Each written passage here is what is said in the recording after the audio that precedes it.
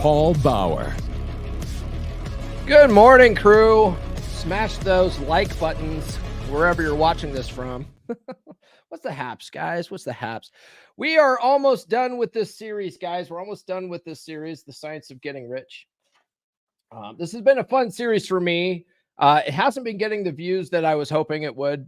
And it's funny, too, because once guys figure this stuff out, right? This is all inner game stuff, right? Once you get the stuff figured out, everything else in your life will fall into place. But a lot of guys are like, what? Science Getting Rich? I ain't going to watch that. It's like, it's not necessarily about being rich, bro. But okay, I hear you. I hear you. We are, I think the next episode that I do on this will be the last episode. So we're on chapter 15 in this book, The Science of Getting Rich by Wallace D. Wattles. And there's 17 chapters. There's 17 chapters. We're on chapter 15 today, but chapter 17 is really just it's like a two-page summary of the whole book. You know what I mean? So I'm like, I think I'll just do chapter 16 and 17 in one episode. I think it'll just be easier. It'll just be easier, and we'll wrap this up. So we're almost at the end, guys. And if you guys have been following this for a while, hopefully you guys have been reading along with it as you've been going along, and you're actually getting something out of it, right?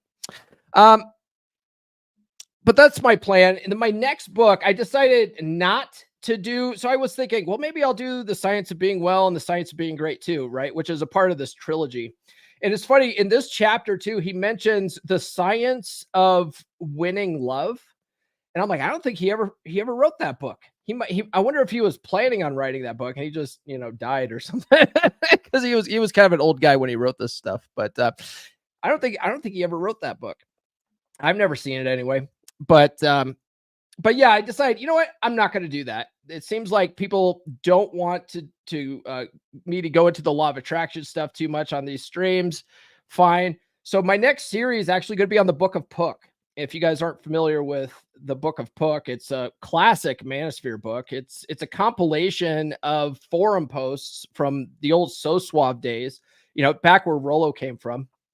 And this guy Puck, he wrote some really, really useful stuff, and he wrote it in such a fun and engaging way. A lot of it's like allegory, it's storytelling, but without actual stories. It's almost like make believe. Like this guy Puck, he's almost like a character, right, of a genie, and he like conjures up women and stuff. It's a really good book. So I figured, you know what?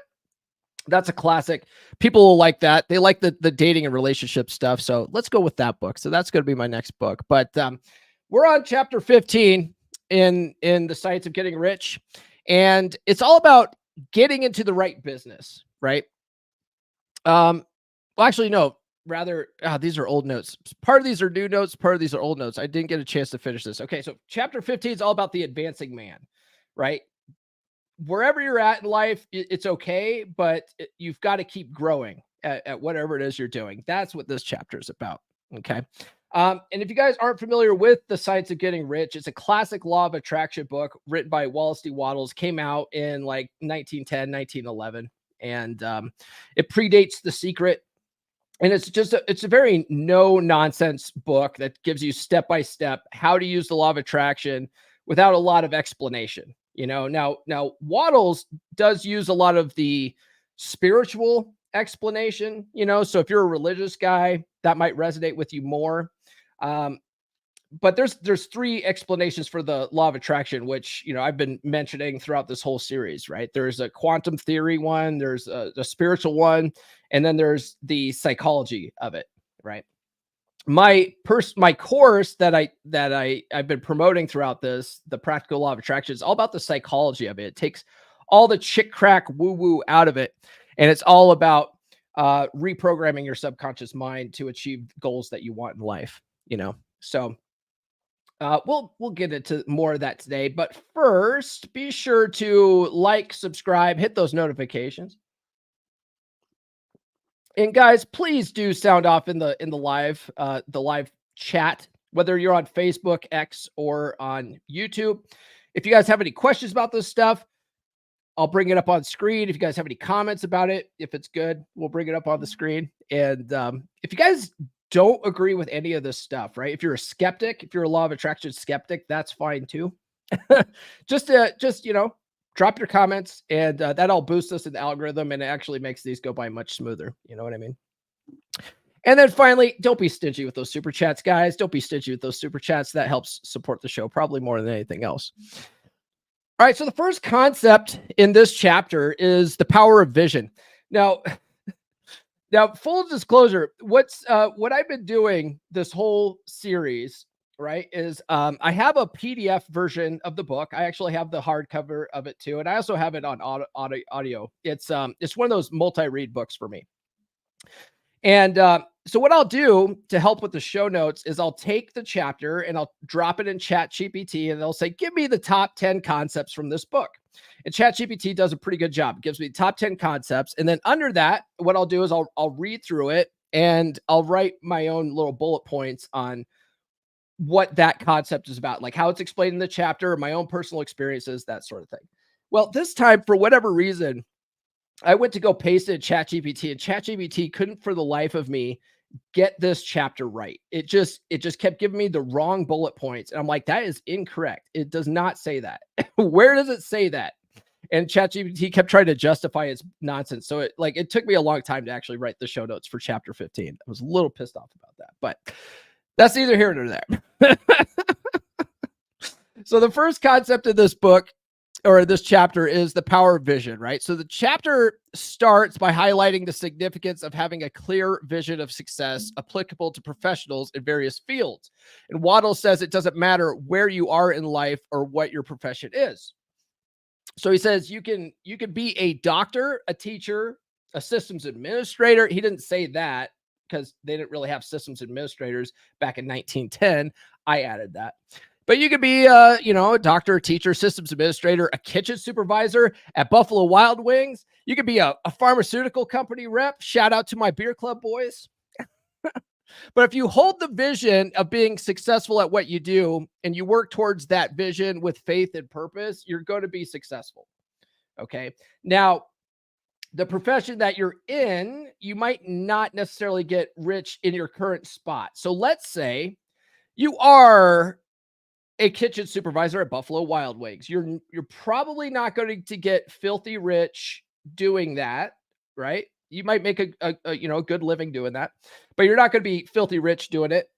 You could, if you follow my book, right? If you follow my book and start early enough and invest long enough, you could retire relatively wealthy doing that.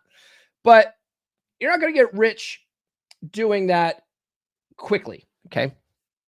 But you could learn the skills of managing a restaurant doing that, and you work really hard at learning everything about the restaurant business while you're working there. You could open your own restaurant someday, and then eventually your own chain of restaurants someday, once you understand the business, right? And you could be rich doing that. Do you understand? So where you're at now could propel you in the future for something better. Okay. So as long as you're working in the certain way and you have a vision of what you want in this world, and you just keep working hard with faith and purpose, you're going to get to where you want to go. Got it? Okay. The next concept here is harnessing the source of life. It discusses how professionals such as physicians can tap into the source of life by envisioning themselves as successful healers and working towards that vision with faith and purpose, right? So as I mentioned before, as long as you keep working towards your vision with faith and purpose, you'll become so close. This is according to Wattles. You'll become so close with the source of life that you'll be phenomenally successful. And when he's talking about the source of life, he's talking about God, right? If you're an atheist, maybe you don't believe in God. Okay. Maybe you believe in the universe, right? Whatever. The quantum field, maybe you believe in. Okay. Maybe you just believe in the power of your subconscious mind, your higher self, or whatever. It doesn't matter what you call it. Okay. Man, a lot of Christians hate when I I say that, they're like, no, you need to be telling people about Jesus. And I'm like, no, I don't. No, I don't. Because not everybody believes about Jesus, bro. And it's okay. All right. Now, for you Christians out there that do believe in Jesus, that's okay too. Okay. Man, some of y'all get tunnel vision with this stuff. And so whatever your belief system is, you can apply it on this. Okay. Because it works no matter what. It doesn't matter what your belief system is. It works.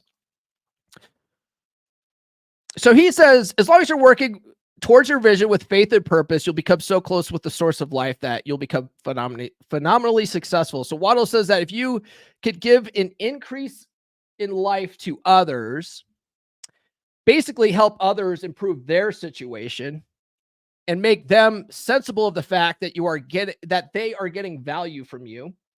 Okay. When people are getting value from you, they'll keep doing business with you, right? It's pretty simple. You do business with companies that you like, that you get value from, don't you? Right? Same kind of thing here. And he says that the more you give people value, the more other people will be attracted to you. Okay. That kind of probably goes along the lines of the power of word of mouth, right? Because when people like a business, they talk about it. You know, they don't necessarily write reviews. In fact, getting people to write reviews about my book, I know a lot of people have read my book, but getting them to take the time to write reviews is hard, right? Because they like the book. They're like, hey, Paul, great book. I really love it. And so I have to say, hey, man, if you haven't done so yet, do you mind, giving a review on Amazon? Because people, like, when they like certain things like that, they won't take the time to write about it. But if they hate something, man, they will take the time. They'll take the time to tell everybody, I hated this book. It made me feel so mad. So, but also at the same time, when it comes to word of mouth, right? When someone asks you, hey, let's say a dog groomer, right? So I got this cat, and he's got all these mats on his back, and they're like impossible to get out. Nurse Chick got these tools to cut him out, but I'm afraid I'm still going to cut his skin with those. So I don't know if those are going to work well. But so now, so my daughter says, oh, well, I had this teacher at the middle school, and he's, my son's track coach. He has a cat that he has shaved every year because it's a long-haired cat and it gets mats. So he just has the cat shaved periodically. And so my son went and asked him, hey, who do you take your cat to? Right. And he's like, oh, I take it to these people. Right. People will do that. If they like a service from a certain place and you ask them, hey, who's your guy? They'll say, oh, this is my guy. Right. This is my worm guy. I don't know, whatever. But people will talk about that kind of stuff. Right. So the more you do well, the more people get value from you, the more people will sort of sing your praises a little bit. And then that word of mouth gets around, It's not magic, guys. It's not magic.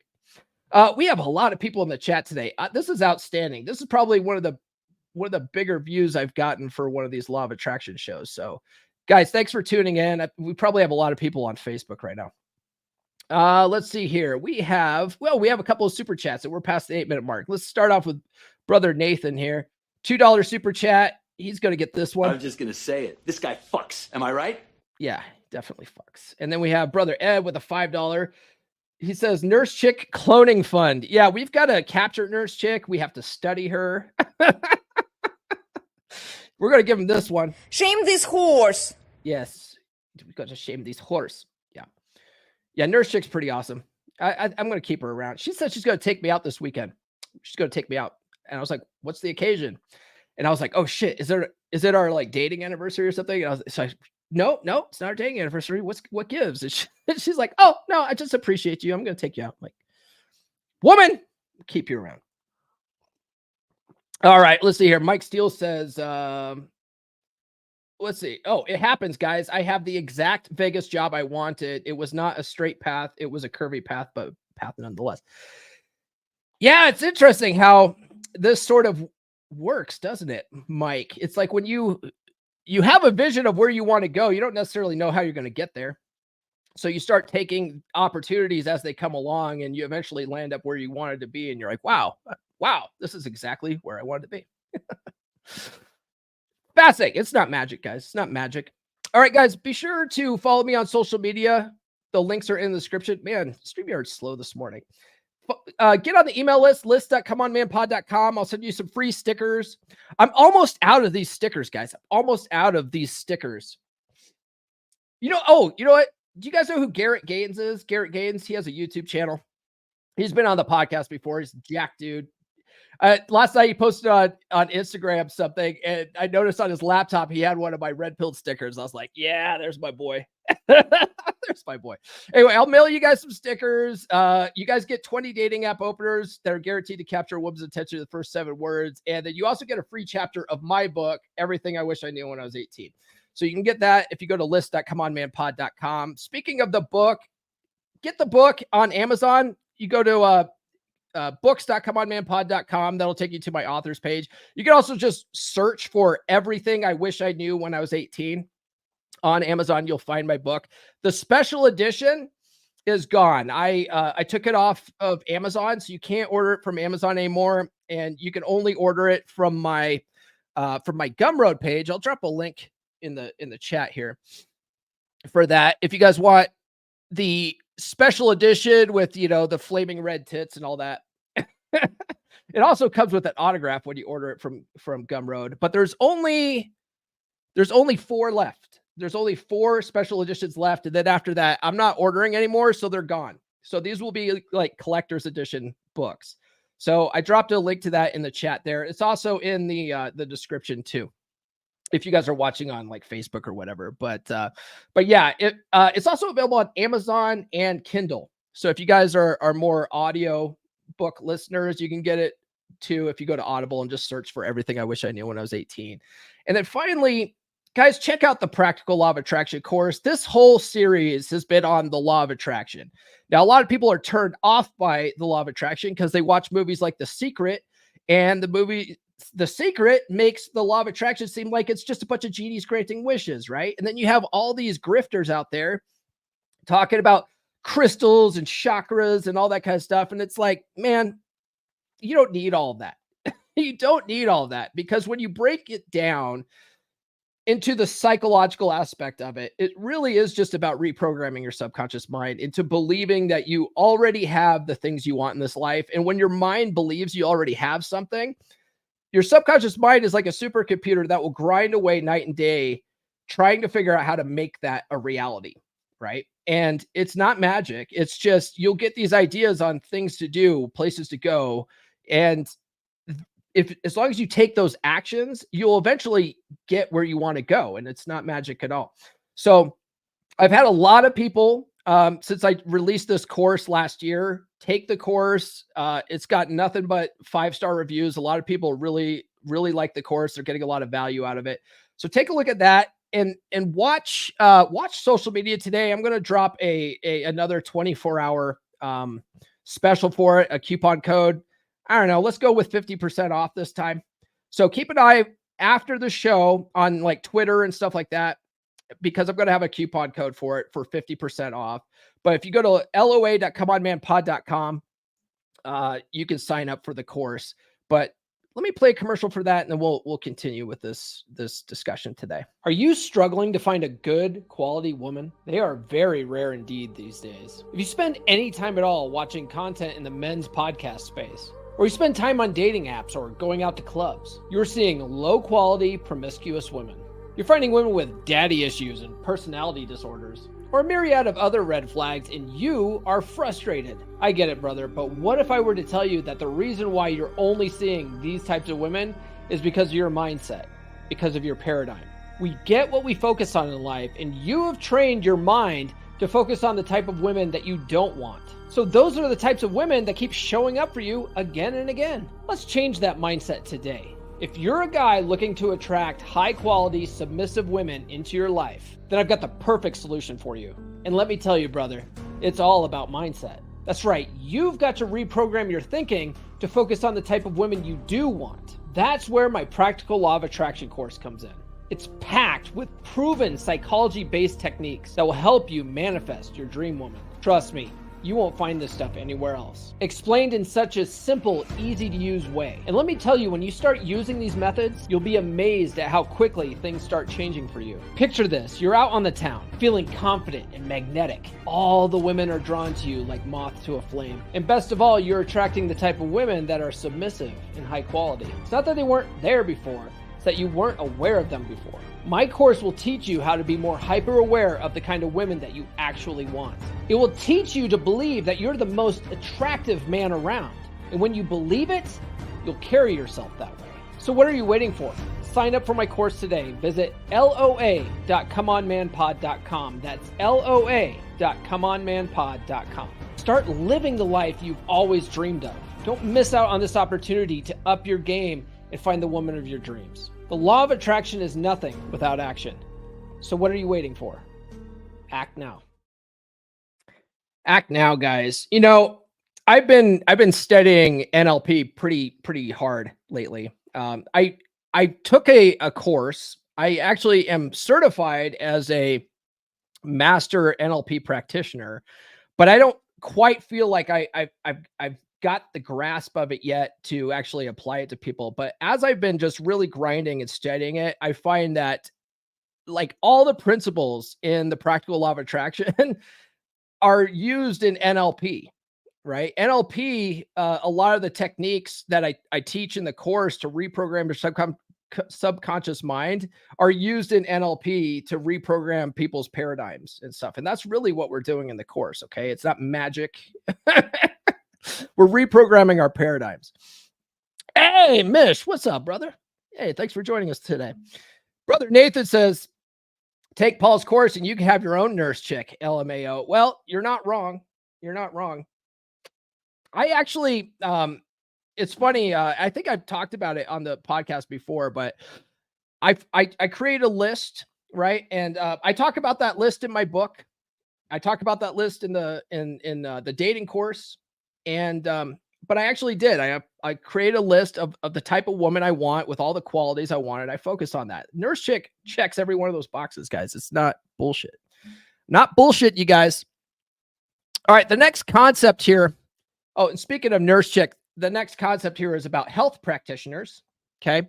So the chapter underscores that regardless of their medical specialization or professional field, practitioners, including physicians, have an exceptional opportunity to apply the principles of this is where ChatGPT really started fucking with me, right? It's like the principles of healing outlined in the book. And that's not what the chapter talks about. It has nothing to do with the principles of healing necessarily, right? But basically, or people in the medical profession can apply what's being taught in the science of getting rich, and they can use that to further themselves in their career and actually make a lot of money, right? That's why doctors, you know, they have a second home and Telluride. You know what I mean? It's not going to pay for itself. It's not there's the general surgeon's office in Grand Junction, Colorado. A lot of those doctors have second homes in Telluride. Like they're making good money. You know what I mean? So Wattles uses health practitioners as an example of people that can become very wealthy by applying the principles. And he says, it doesn't matter what medical school you go to because all medical schools basically teach the same thing. And it's kind of like what I talk about in my book when it comes to education. I have a whole chapter on education in my book, right? Nobody gives a shit if you went to Harvard or if you went to Mesa University, right? Well, a vast majority of people don't give a shit anyway, right? So you might as well go with the most affordable option and stay out of student loan debt as much as possible. Okay. I digress on that. So Wattles says that the advancing man in medicine, that's what this chapter is, right? The advancing man. Wattles says that the advancing man in medicine, when acting in the certain way, when obeying the laws of faith, purpose, and gratitude, will cure every curable case he undertakes, no matter what remedies he uses. Why? Because that practitioner would be tapping into the universal source, guys. Be tapping into the universal source of life, the quantum field, God, whatever you want to call it. Okay.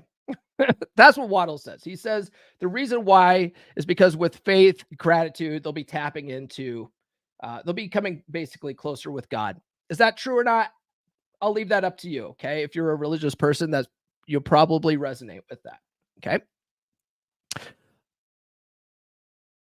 The next concept is the role of religion in teaching. So it explores how clergy and teachers can play a pivotal role in teaching others the science of abundant life, advocating for a holistic approach to personal and spiritual growth. So he talks about, it's funny, he goes off on this tangent in this chapter about how we need more preachers to be preaching this stuff, and we need more teachers to be teaching this stuff, basically, right? So he talks about how the world needs preachers to teach law of attraction from the pulpit. And he says that the world just needs to hear it. The world needs to hear it. He also says that teachers need to inspire children with faith and purpose to increase life. And I kind of agree to this to a point, right? The world probably would be better off if people knew they had absolute control over their lives and their destiny. Okay. The world would be better off. I agree with that. The problem is that the powers that be don't want people learning this stuff, though. Now you might say, Paul, why would the powers that be care? Right? It's funny. The movie The Secret all starts off with this, right? It's called The Secret because, you know, people, this secret information was hidden away. And it was. It actually was. If you go into the history of like the Christian church, for instance, a lot of the, and I'm not trying to crap on Christianity. A lot of people, you know, they think I'm crapping on Christianity. I'm not. I'm just giving you a history lesson. Okay. Do with it what you will. But if you go into history and you look at the Bible and how it was written and how it was compiled, right? The Bible we have today is condensed, it's redacted, there's stuff missing. Whole entire books are missing from it. There was the first Council of Nicaea in, like, I don't know, 300 some odd, you know, AD, where they got together. Was it Constantine got a bunch of people together and they're like, okay, what's going in, what's staying out, right? So they basically decided what was going in the Bible, what wasn't. And a lot of what didn't make it in the Bible. Now, there's a lot of controversy around this. Okay. So do your own research on this. But from what my understanding, if you go and look at what was taken out of the Bible, and we know what was taken out of the Bible because we have the discoveries of the Dead Sea Scrolls and stuff, right? This is all history. Okay. I'm not making any of this up. But when they found the Dead Sea Scrolls, they found that there was a lot of early Christian texts, that didn't make it in the Bible, right? And so it's funny, you're like, well, why did it take 300 years after Jesus died for people to decide what was really Christian and what wasn't? You know, Jesus wasn't even around to like clarify things, right? And a lot of people, there's a really interesting documentary on Amazon about who wrote the Bible. And historians now look at it like, well, Matthew, Mark, Luke, and John weren't even written by Matthew, Mark, Luke, and John, because those didn't even get written until like something like 70 years after Jesus died. Like those guys were already dead, you know? So it was like they assume it was guys that were close to those people, right? Because those people all went out and spread the gospel, and so they had they had students under them. So a lot of people believe that those texts were written by those people's students, right? But still, like a lot of that stuff didn't even get written until like years after Jesus died, right? And so you start looking at it like, well, okay, so there a lot of that was written with the telephone game, you know, a lot of verbal traditions, a lot of stuff wasn't written down. You look at stuff from like early texts, guys that allegedly were around during that time that wrote it, that didn't make it in the Bible. And you'll find that what didn't make it in the Bible is because it didn't tell the story that the church wanted to tell. And if you go and look at like the Eastern Orthodox Church, the Eastern Orthodox Church doesn't teach stuff like the Immaculate Conception story. They don't even believe that. So it's like, okay, well, what's real? Right?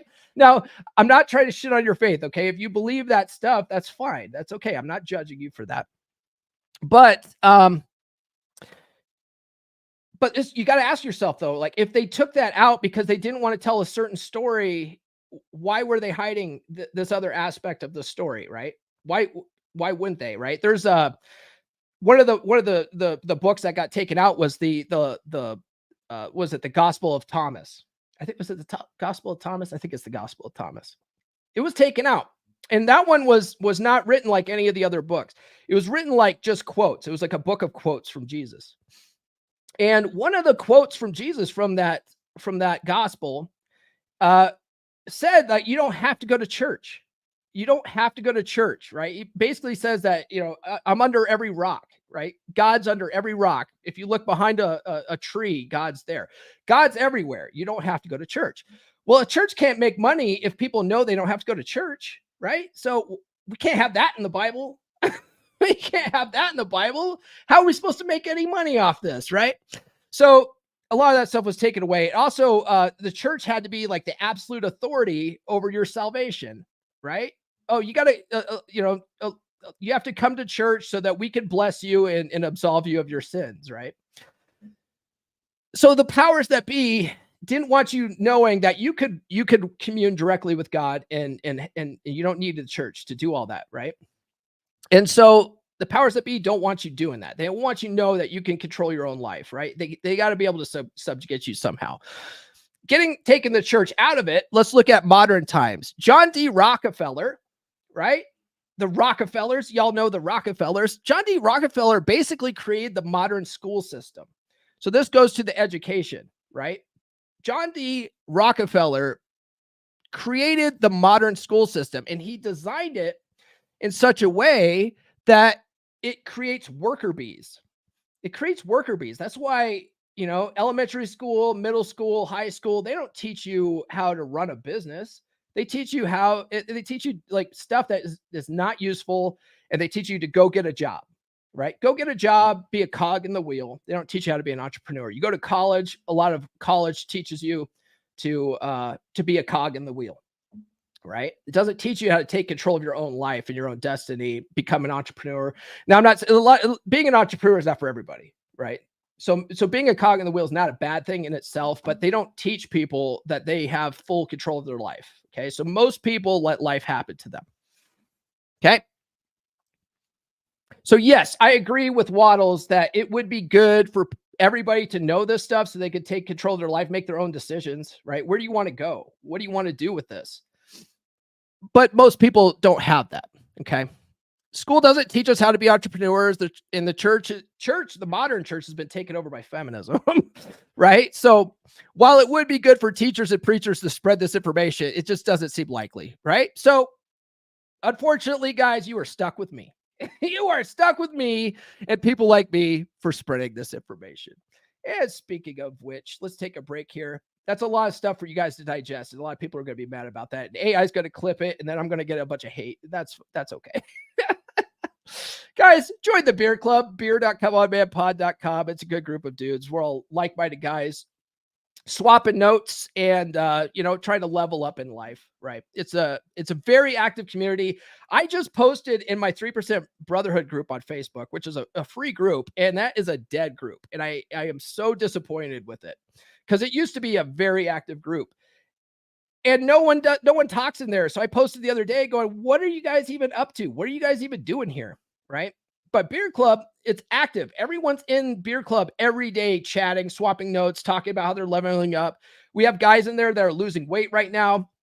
They're posting their workout updates, stuff like that. Right. We have guys that if they have questions with like a text conversation they're having with a chick, they drop it in there and guys chime in. Guys like Mike Steele in the comments jump in or in our coaching guys. So if you want to level up, join the Beer Club, and it's nominal. It's like $10 a month. If you pay for the whole year, it ends up being $8 a month. We have a monthly hangout where we get together on a video call and we all talk about men's issues. Okay. And, or we just shoot the shit about whatever's going on. And it's fun. A lot of guys are getting value out of it. And I'll never raise the price on this. It's always going to be $10 a month. Okay. I'm never going to charge more than that. And then guys, if you want to work with me directly, coaching is available. You can book a free call if you go to coaching.comeonmanpod.com. All right. We got, what was everyone? Let's see. Oh, Mr. Wrong's calling me a heathen. That's good. He's just joking. He says a friend of mine totally changed his life and attitude with NLP. It's magic. It feels like magic. Yeah. Let's see here. Mr. Rogg says they took out the chapter where Jesus slaps a waitress butt in the local pub. I know, that's the best part. That was the best part. They took that out. Let's see here. Mike says, wow, midstream ads hard locked the stream and I have to read. Oh, that sucks, dude. I apologize for that. What does Mish say? He says, you can succeed and make tons of money, even as a cog in the machine with the RP knowledge and other things. Navigating the job market can be easy and lucrative. Absolutely. I agree.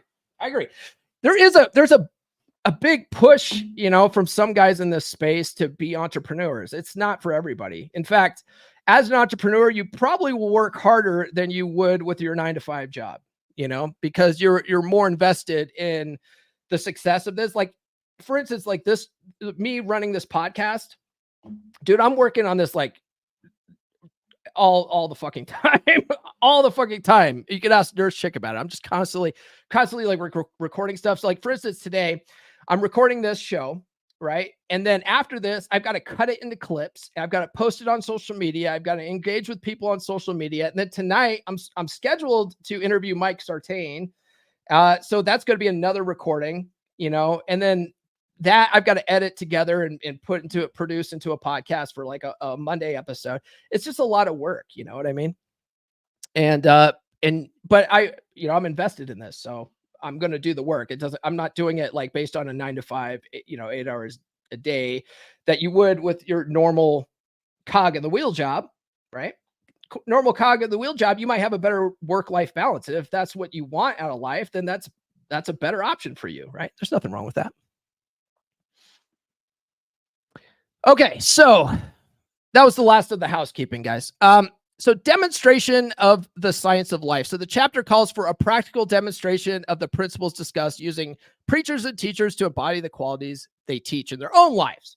So Wattles says that for the teachers and preachers to be effective at teaching this stuff, they need to implement it in their own lives. So lead by example, as it were, right? Show some receipts. We got to see some receipts. We got to see some receipts.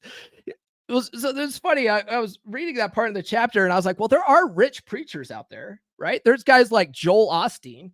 Joel Osteen's rich as fuck, right? But is that dude teaching others how to get rich using, the preaching the gospel? Is he teaching other people that? I don't follow him, so I don't know exactly, but I do know that during like Hurricane Katrina, he had like his big mansion and people.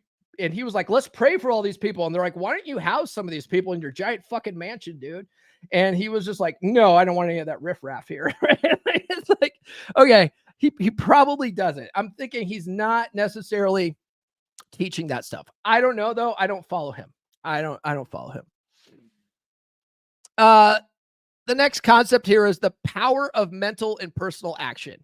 It underscores the infallibility of combined mental and personal action in achieving wealth and success, likening it to the certainty of natural laws like gravity.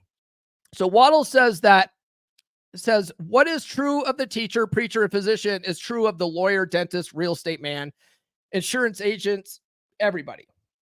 He says that combining mental and personal action cannot fail.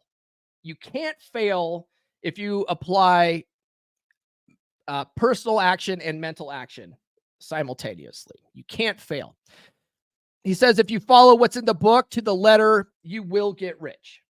You will get rich. It's funny. Speaking of the red pill space, Mish, I interviewed John MLD, right? John MLD, I was talking with someone else in the space.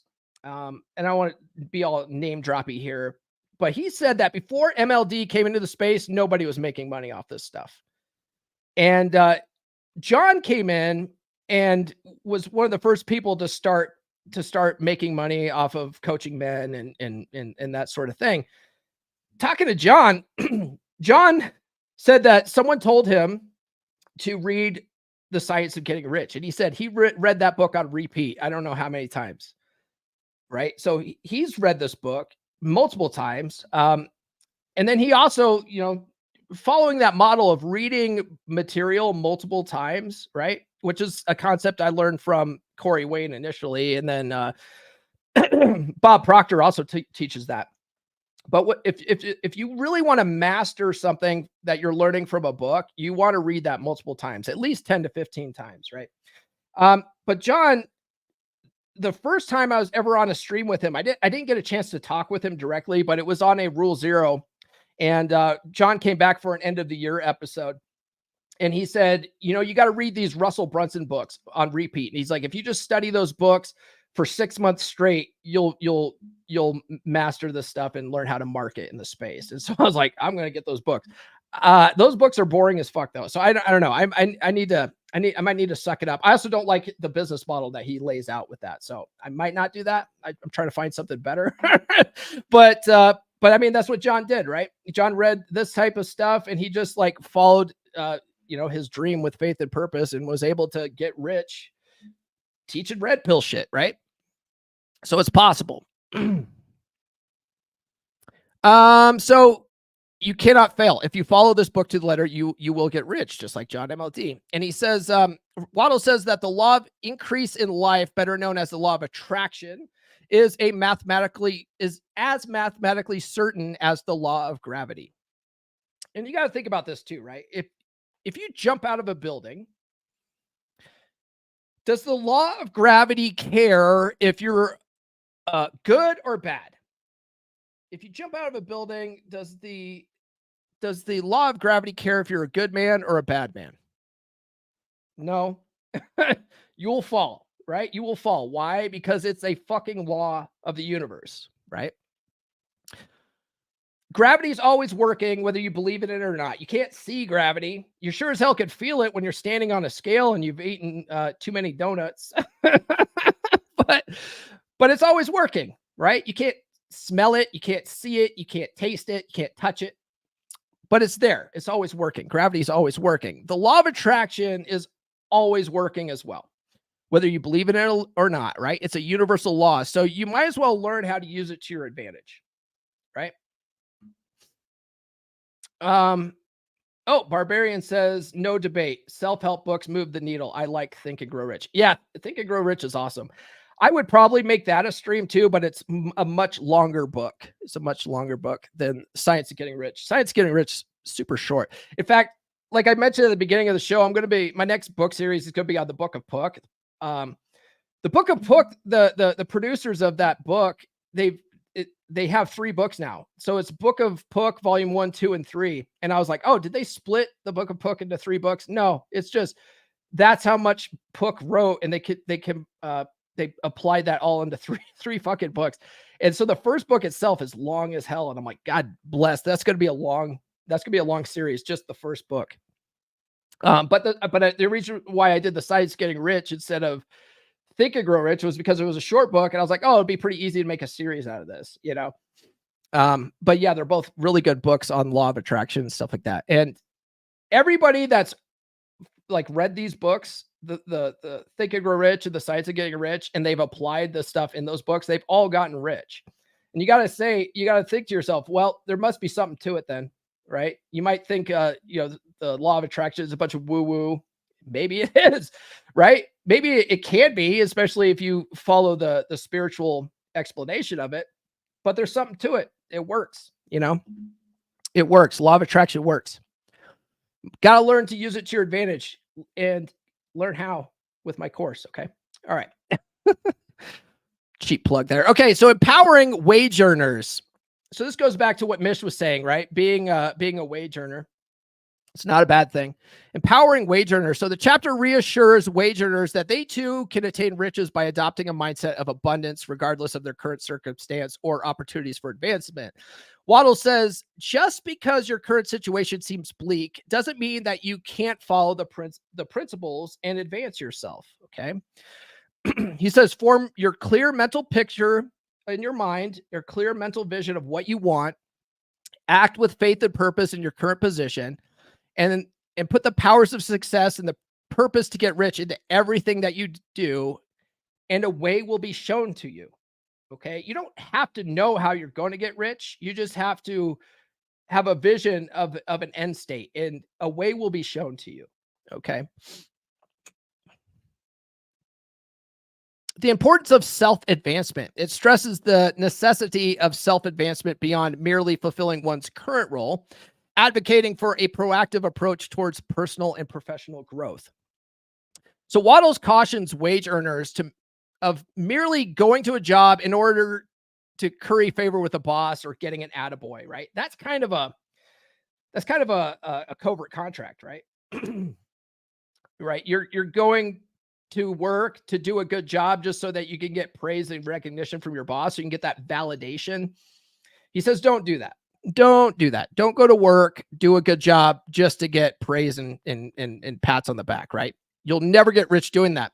And he says the reason why you won't get rich doing that is because your employer, if you're doing really well in a current position, your boss is going to want to keep you there, right? You're more valuable where you're at than you are to be promoted, right?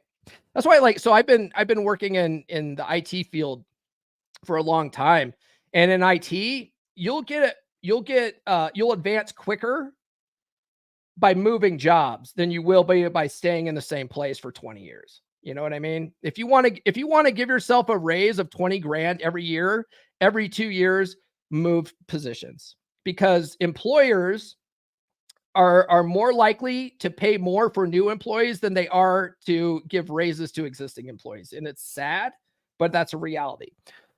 I talk about that in my book.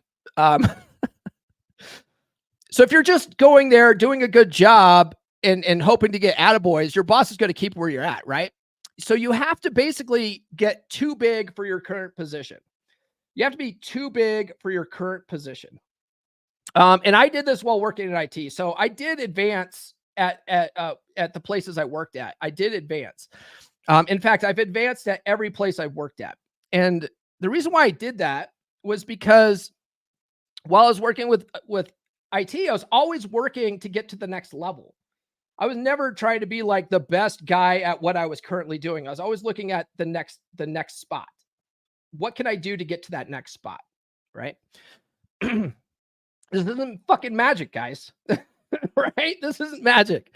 So working, so when I first got my job in IT, at my foot in the door job, I was basically an intern, right? My position was an IT auditor, right? The guy that hired me basically invented a position for me. I talk about it in my book. And I was always spending my free time picking the brains of the help desk guys, because I was like, this job doesn't pay for shit. I want to get to where they're at. That's the next level, right? So I was always like in my free time going over and sitting by the help desk guys, picking their brain. How are they troubleshooting this stuff? What are they learning, right? Like how do you replace RAM in a desktop computer? How do you replace a hard drive and stuff, right?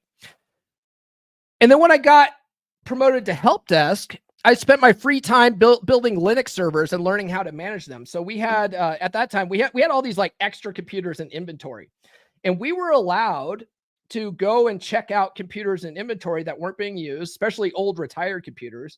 And we could set them up under our desk and fiddle with them in our spare time, right? Because that helped us learn. And so I had like a bank of computers under my desk, and I had like a KVM switch. If you guys don't know what KVM is, it's a keyboard video mouse switch where you can switch between computers on your monitor.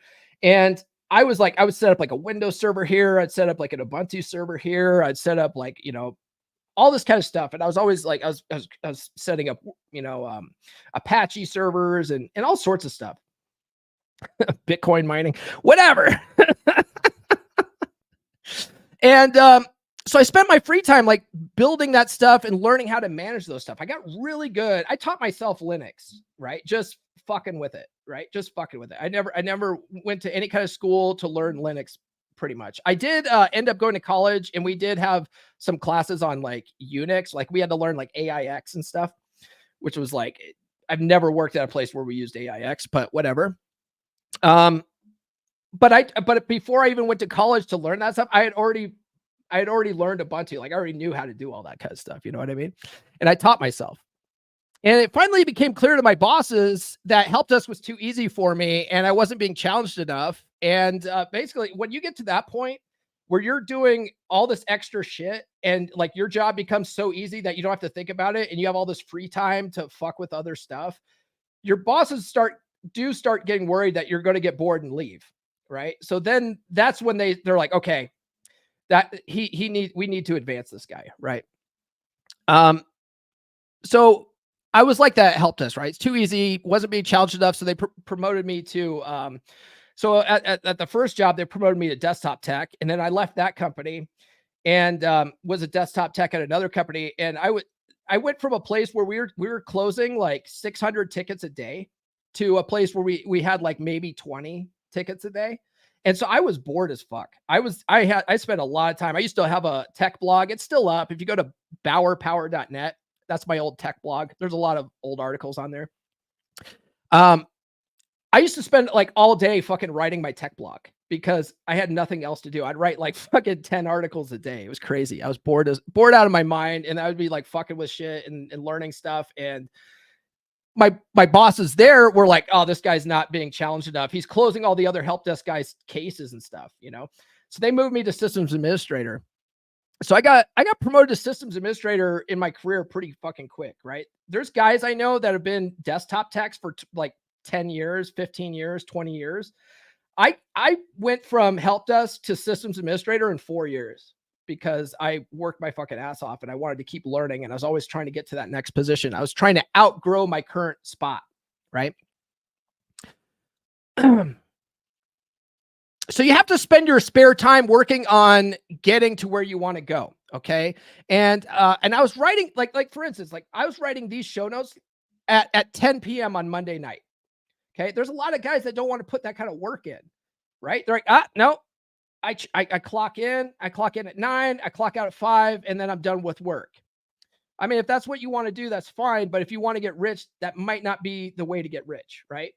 It really depends, right? But if you have a lot of spare time at work, I don't know, you can make it work. I don't have a lot of spare time to do these show notes and stuff though, right? So I'm working on this shit at 10 PM at night, right? I'm working on this podcast with unwavering faith and purpose. And you sort of need to be doing the same thing if you want to grow out of your current position or go do something completely different. So Wattles says not to go above and beyond, right? To recap, you don't want to go above and beyond to please your boss. You want to do it with the idea of advancing yourself. Okay. You want to be like, I want to get to that next spot. Fuck my boss, right? Be your own mental point of origin with this stuff. Man, this is going to be a long episode. I thought it was going to be a short one. Here I am preaching the gospel here. Okay. So radiating purpose and abundance. So he encourages individuals to exude a sense of purpose and advancement in all aspects of life, attracting opportunities for growth and advancement. So Waddle says there is a power which never fails to present opportunity to the advancing man who is moving in obedience to the law. If you can't get rich doing what you're currently doing, you can go and do a different career, basically, right? So he talks about being a steel worker and then going into farming instead, right? So he's like, if you're working your ass off in steel and they're not advancing you, maybe that's not where you want to be, right? And so you got to sort of focus on where you want to see yourself. And if you would rather see yourself in farming than working in a steel mill, it's funny because this was like turn of the century, so that was sort of like what people did back then. I don't know anybody that's a steel worker now. It's not to say that there are not steel workers now, but it just doesn't seem to be like an industry that everyone talks about. I don't know. Anyway, but he says, if everyone in the steel trust operated in the certain way, the steel trust would have to start giving its employees more opportunities or it would go out of business because everyone would leave to go be a farmer or whatever. So it sort of behooves employees to advance people that are showing that kind of initiative, right? But he says that those businesses will never go out of business because as long as people are ignorant of this stuff, or actually, no, I wrote this, right? It will never happen because as long as people are ignorant of this stuff or too lazy to practice it, they will stay where they're at indefinitely. And there's always going to be people like that, right? There's always going to be people that either don't realize that they have this potential or they're too lazy to do anything about it, right? So I say, don't be one of those people, okay? Don't be so lazy that you're just sort of content where you're at. All right. Now, if you want to get rich anyway, if you want to follow what Cappy teaches, which is minimalism, you could live a happy life doing that too, though, right? Work less, work smarter, not harder, and live with less. You could do that, that some people are happy doing that. Cappy's happy doing that. Surprisingly, though, Cappy's got a pretty nice fucking house for for someone that is minimal, but he really does practice what he preaches, though. You know what I mean? Like his cars are all like used cars. Like he has like the cheapest of the cheap cars and shit. I think his car in Vegas is like a salvage car, right? And it's got very low miles on it. And so it's like, but he got it for like just a couple $100 or something. I don't know, something really cheap. It's reliable. It's not fancy. Okay, so the last concept here, guys, is unleashing the power of opportunity. Finally, the chapter instills confidence in the abundance of opportunities available to those who embrace the principles outlined, asserting that the universe is inherently supportive of individuals striving for wealth and success. So Wattles says, if you start thinking and acting with faith and purpose, doing so will make you quick to see any opportunity to better your position, right? And I talk about this in my course, okay? It's not magic, but this is your reticular activating system at work, okay? This is psychological. It's your brain, right? We get what we focus on in life. And if the more you focus on certain things, whether it's positive or negative, that's what you're going to start seeing, because your brain's going to think that that's important to you. Okay. Otherwise, we filter out a lot of stuff. Our brains filter out a lot of stuff. If our brains didn't, we would go absolutely insane with all the information that comes into our brains, right? So we have this thing. It's a feature, not a bug, called the reticular activating system.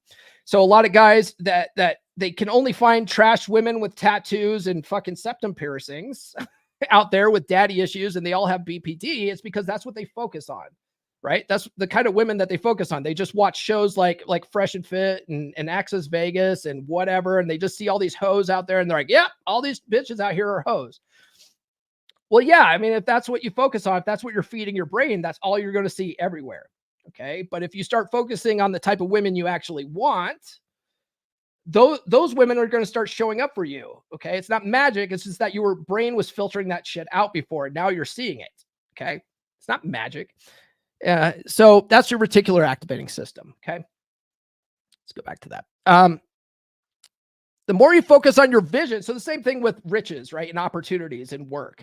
The more you focus on your vision, your goal, your vision or your goal, the harder your subconscious will grind away to make it a reality, right? Your reticular activating system will become hyper aware of things that might potentially lead you to your goals. Okay. You're going to start seeing an opportunity like, oh, this job popped up here, right? Someone's going to come up to you and say, hey, this position just opened up.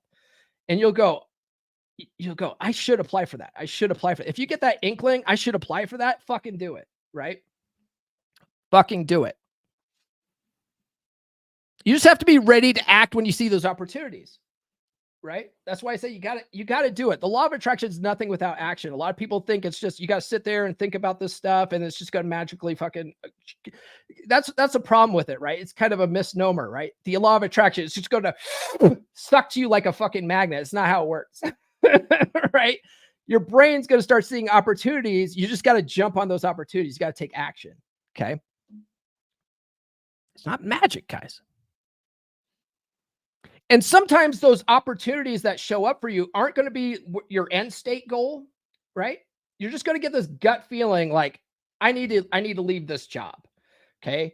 So you leave this job for the next job. Like that next job, not your end goal, but you had this inkling that you should apply for this next job. That next job is probably going to be your stepping stone for the next best thing, right? So when I when I left my first IT job, man, I was devastated at first, right? I talk about it in the book, right? I got fired. I got fired. I won't get into why, but I got fired, and that was on like a Friday. And, I was pissed off about it that Friday, but Saturday morning, I was like, I gotta do something about this, because I was the only one working. My now ex-wife wasn't working. And I was like, I can't sit around feeling sorry for myself. I have to hit the ground running. So I spent that whole Saturday and Sunday, like updating my resume and applying for jobs over the weekend. And then I spent the whole next week applying for every fucking IT job I could and lining up interviews for the following week. I spent the second week doing interviews. And then after that following Monday after that, I started my new job. Right. And that new job, I had to take a little bit of a pay cut because I was like, I'll take this pay cut because I need to work, because I got to put food on the table and my wife doesn't work. So I took that pay cut, but that pay cut launched my career, right? Like it really elevated me in my career. So I made it to systems administrator at that job faster than I ever could at the previous job. And then I got poached away from that job to go be a systems engineer. So I made systems engineer in 6 years, right? A lot of guys don't make systems engineer until they're like 10, 15 years in the business. You know what I mean? I got to systems engineer in 6 years. And then that job, I was there for a couple of years. And then my next job after that, I was, they hired me to be a systems engineer, and the guy who hired me was leaving within 2 weeks. So I became the network and security manager within 8 years. So I became a manager in IT within 8 years. Right. And it was all because I wasn't afraid to like take that next opportunity. I sort of had to take that next opportunity, but still, you know, it's like that was the stepping stone I needed to get to the next level. Wattles says there's no lack of opportunities in this universe. And then Wattles ends the chapter with, let wage earning men and women study this book with great care and end with confidence upon the course of action it prescribes. It will not fail. All right. Man, we have a lot of viewers watching live today. Thank you guys so much for supporting this show. I really appreciate it. Guys, that's all I have for chapter 15. I hope you guys got a lot of value out of this this series so far. We're almost done. The next one will be next week, and we'll wrap up the book. But I appreciate you guys. If you guys are just new to the Science of Getting Rich in this series, go back. I invite you guys to go back and listen to it all, and also read the book as you go through it. Okay. But guys, tune into the podcast Friday.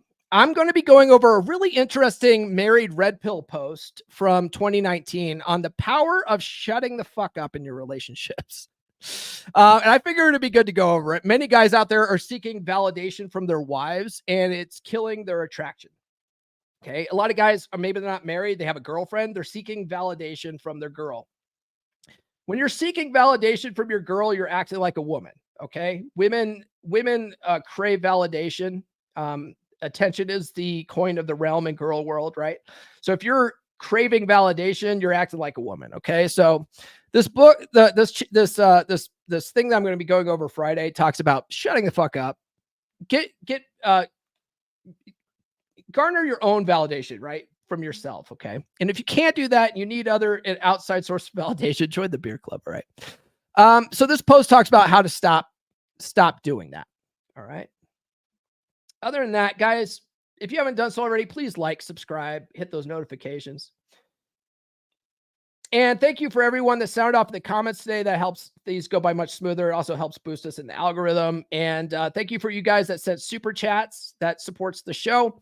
Follow me on social media. I'm on all the good platforms. Get on the email list, guys. list.comeonmanpod.com. Get your stickers, get your 20 dating app openers, and get your free chapter of my book, Everything I Wish I Knew When I Was 18. Speaking of the book, get it on Amazon. If you guys want an autographed copy, you can get it here. I'll drop the link for that in the chat as well. Again. And also the special edition, right? The special edition is only available on Gumroad. It's only available as an autographed copy. So if you wanted the special edition, there's only 4 left. There's only 4 left in the world. And you can get those from me. And once they're gone, they're gone. And then finally, guys, do check out the Practical Law of Attraction course. Right after this, I'm going to post a coupon for 50% off. So if you've been wanting to take this course and you think it'll be helpful in your life, check it out. I'm going to be posting it today. It'll be good for 24 hours. You can get the course for 50% off. So stay tuned for that. Other than that, we will see you guys on Friday. This has been the Come On Man podcast. Now, go out and get it.